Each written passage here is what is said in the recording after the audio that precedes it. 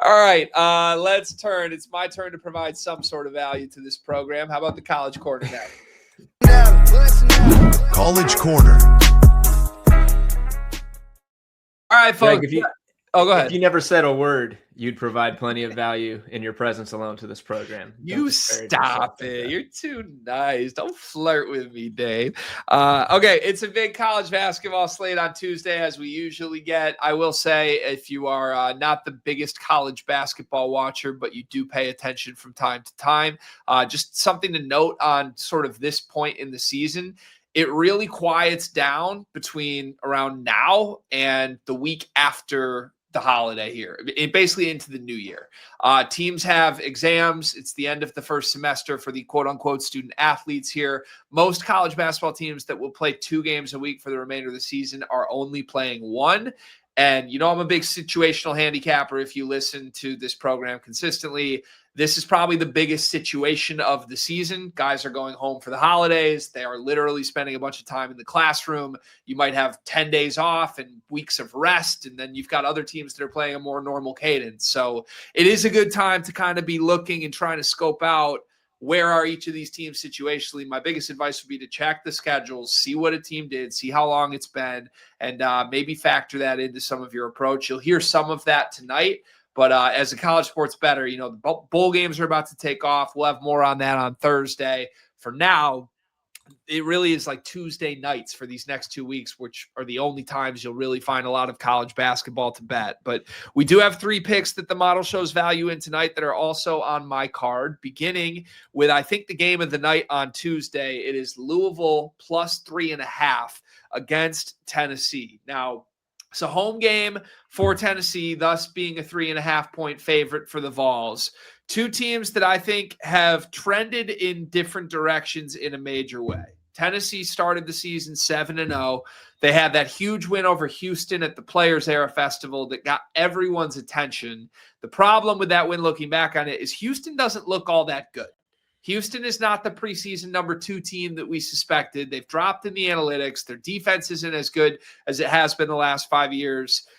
Since that win for Tennessee, they lost to Kansas. They lost to Syracuse. They lost to Illinois by 13.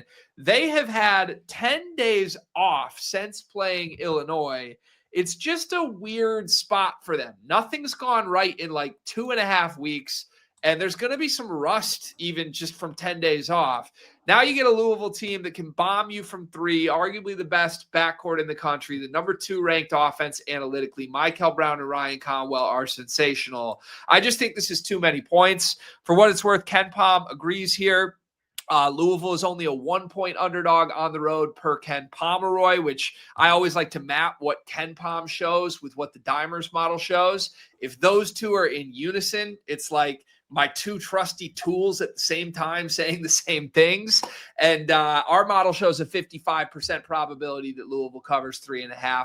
I think they can win this game outright if they look anything like they looked over the weekend in their win over Memphis. Second game here, I'm going to go back to the Ken Pom drawing board. And this is one of the biggest discrepancies you will ever see. It's Lipscomb plus 32.5 against Duke. Now let's talk spot-wise again. The Duke Blue Devils have not played since 2 Saturdays ago when they went to East Lansing and gutted out a 6-point win over Michigan State. All that's happened in the 10 days since is classes, exams, and the Brotherhood podcast that they make their players do. They're still looking back at that Michigan State win. It's going viral, all these comments on it. Meanwhile, they go to Texas Tech on Saturday this week. This is your classic sandwich spot at home against a Lipscomb team that has no sex appeal on paper. Meanwhile, Lipscomb is pretty damn good as far as mid-majors go. This is the 134th best team in the country. This is not like the 300th best team in the country. To that point, KenPom.com says that this is a 24-point spread.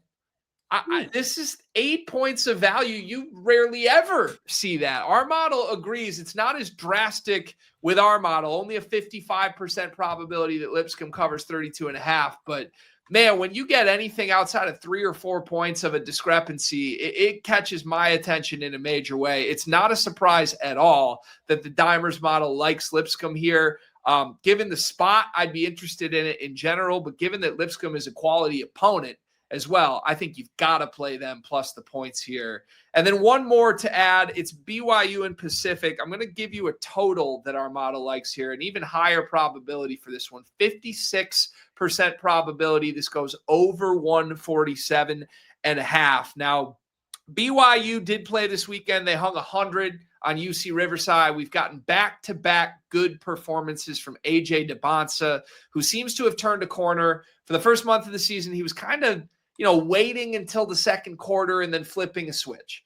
In the last two games, he's been out the gates incredible, like 28 points a game in those two spots. I will point out last year, BYU did a similar star flip in the middle of the season where they had Yegor Demon, who became a first-round pick in the NBA draft, and midway through the year, they sort of moved some things into the hands of Richie Saunders, who just figured it out and became one of the best scorers in the country. It was a different team by December than it was in November. I think the same thing's happening again with Kevin Young's second team at BYU. I think they've learned that they need to go to DeBonsa earlier and more often, and it's led to good things for their offense. On the other side of this matchup is a Pacific team who, much like Lipscomb, good mid-major, just outside the top 100 nationally this year, 8-3 on the season. They've got some dudes. This is a competent team offensively. If you're unfamiliar with Pacific story, give it a Google. Their head coach, Dave Smart, is basically the greatest Canadian basketball coach ever. He has like a Bill Belichick in his prime win percentage over 20 years of coaching a Canadian university. Pacific randomly hired him a year ago. Now he has 9 Canadian prospects on his roster, and he's just like become a feeder school for Canadian prospects to get to the NBA and potentially do good things in American college basketball. I think this is going to be a high-scoring game. I think both these teams have had big offensive moments. Pacific's biggest game of the year was against Nevada. It was 78-77, 160 total points scored in that game, basically. I think this one goes way over. BYU can score 100 themselves. There you have it. So our 3 for the night, Louisville plus 3.5, Lipscomb plus 32.5, and that BYU Pacific over 147.5. Thank you, Dave. Yeah, not Giants plus 2.5 and Bengals plus 2.5 as we're in that graphic. Yeah, very good stuff, Greg. Thank you for walking us through the Tuesday games and covering some value in games that probably most folks may not be looking at, which is pretty good. Yeah, it's not the same as UConn, Florida this week, but this is what you get during exam week during college basketball. We will have more College Corner for you. Like I said, the college football playoff starts this weekend. Bowl games are really getting underway this week. So we'll take a closer look at some best bets on the college football card on Thursday's episode later this week.